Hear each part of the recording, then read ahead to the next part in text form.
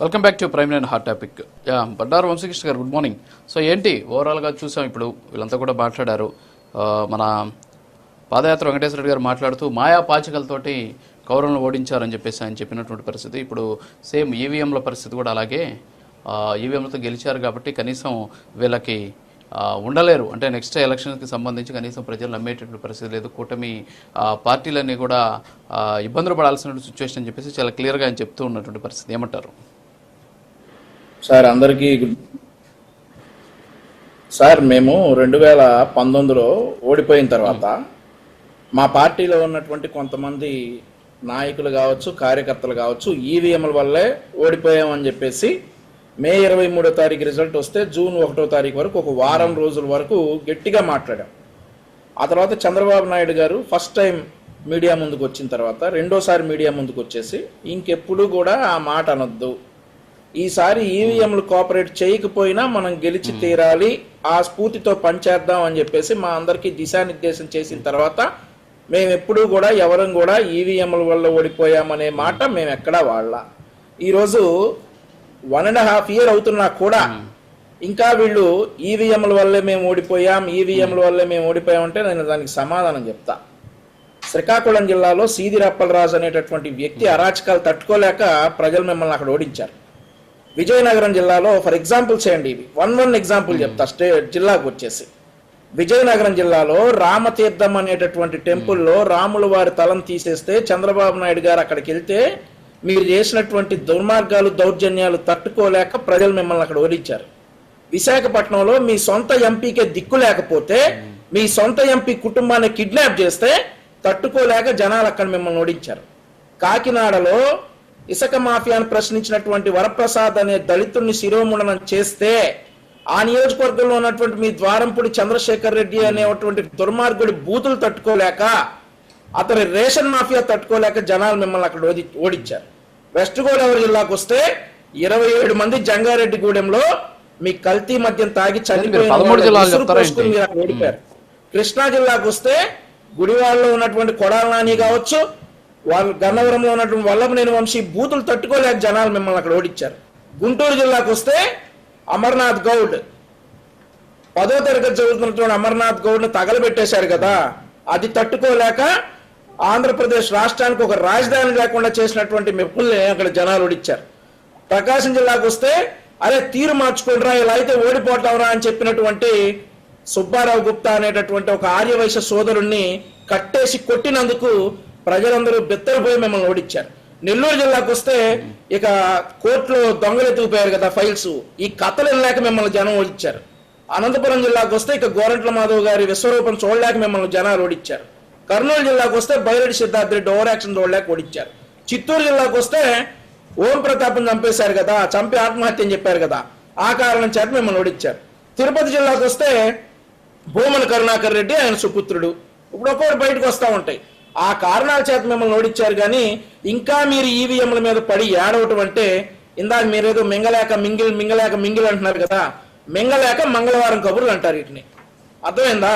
So ఈ కబుర్లు ఆపి ఇక ఒకవేళ నిజంగా ఈవీఎంలు కాక బ్యాలెట్ పేపర్ ఉంటే కనుక ఆ 11 కూడా వచ్చి ఉండేవి కాదు.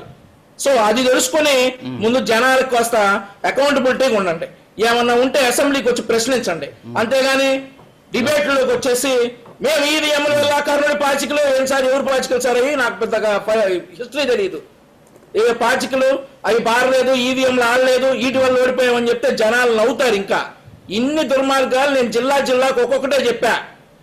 నాకు టైం ఇస్తే సాయంత్రం మళ్ళీ డిబేట్ పెట్టండి రాజు గారు, 1 గంట సేపు మాట్లాడతారు వీళ్ళు ఎందుకు ఓడిపోయారు ఈవీఎంలు కాకుండా అనేసి. వీళ్ళు ఈవీఎంల గురించి మాట్లాడేది. ఈవీఎంలు సార్ కరెక్టే సార్.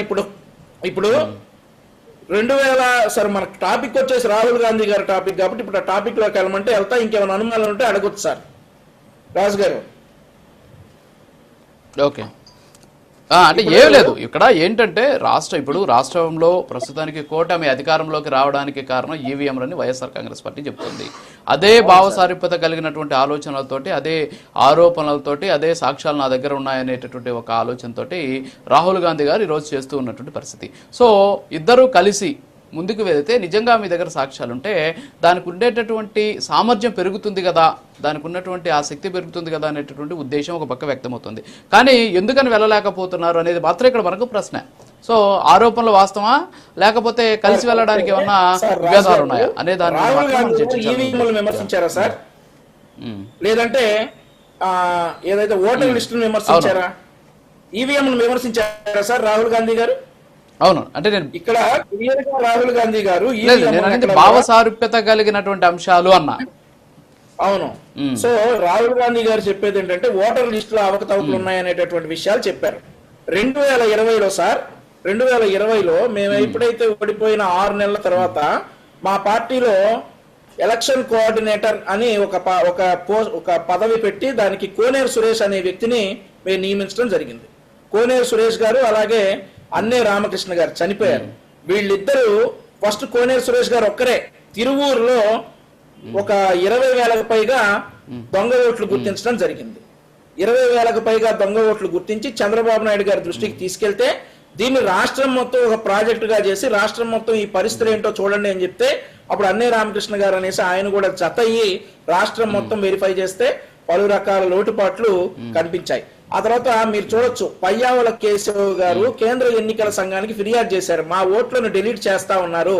సార్ ఇప్పుడు మన భారతదేశంలో ఎలక్షన్ ప్రక్రియ ప్రారంభమైన దగ్గర నుండి కూడా నిష్పక్షపాతంగా పనిచేసేది ఎలక్షన్ కమిషన్ ఒకటే.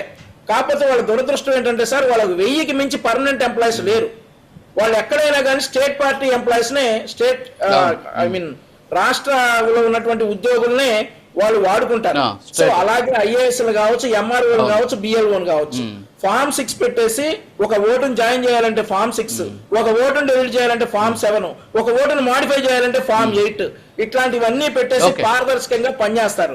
కొన్ని కోట్ల ఓట్ల లిస్టులు వీళ్ళు తయారు చేయాల్సి ఉంటుంది. అక్కడక్కడ జరిగినటువంటి కొన్ని లోటుపాట్లు కావచ్చు.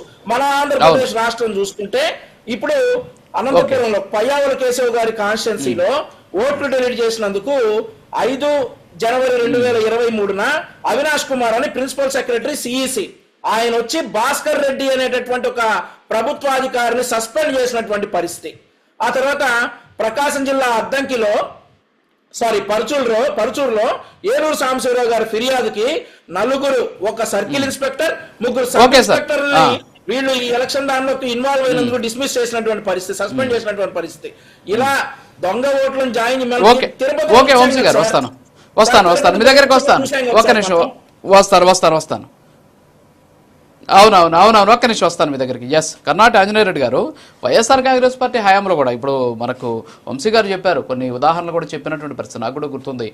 పయ్యావుల కేసుకు సంబంధించినటువంటి ఇష్యూలో నాకు తెలిసి ఆయన డిస్ట్రిక్ట్ పంచాయతీ ఆఫీసరో లేకపోతే జడ్పీసీఓ అనుకుంటా, సో ఆ స్థాయి అధికారిని సస్పెండ్ చేసిన పరిస్థితి. అలాగే తిరుపతిలో కూడా ఎపిక్ కార్డులోని ఇష్టానుసారంగా అక్కడ ఉన్నటువంటి ఎవరైతే ఆర్ఓ ఉంటారో రిటర్నింగ్ ఆఫీసరు ఆయన ఐడి నుంచే కొన్ని వేల ఎపిక్ కార్డ్స్ని డౌన్లోడ్ చేసి వాటన్నిటిని కూడా మార్ఫింగ్ చేసేసి అక్కడ బై ఎలక్షన్ లో పాల్గొన్నా అని చెప్పేసి ఏకంగా ఒక ఐఏఎస్ ని సస్పెండ్ చేసినటువంటి పరిస్థితి మనం చూసే, కొంతమంది పోలీస్ ఆఫీసర్స్ కూడా సస్పెండ్ చేసినటువంటి పరిస్థితి. సో ఓవరాల్ గా సరే ఈవీఎంలు పక్కన పెడదాం, మీరు చెప్పినట్టు రాహుల్ గాంధీ చేస్తున్నటువంటి వ్యాఖ్యలనే పరిగణలోకి తీసుకుంటే ఈ విధమైనటువంటి వ్యవస్థలు ఉన్నటువంటి నేపథ్యంలో సో గతంలో కూడా జరిగినటువంటి పరిస్థితులు ఇప్పుడే దీన్ని ఎందుకు ఇంత హైలైట్ చేయాల్సినటువంటి సిచ్యువేషన్ వచ్చింది.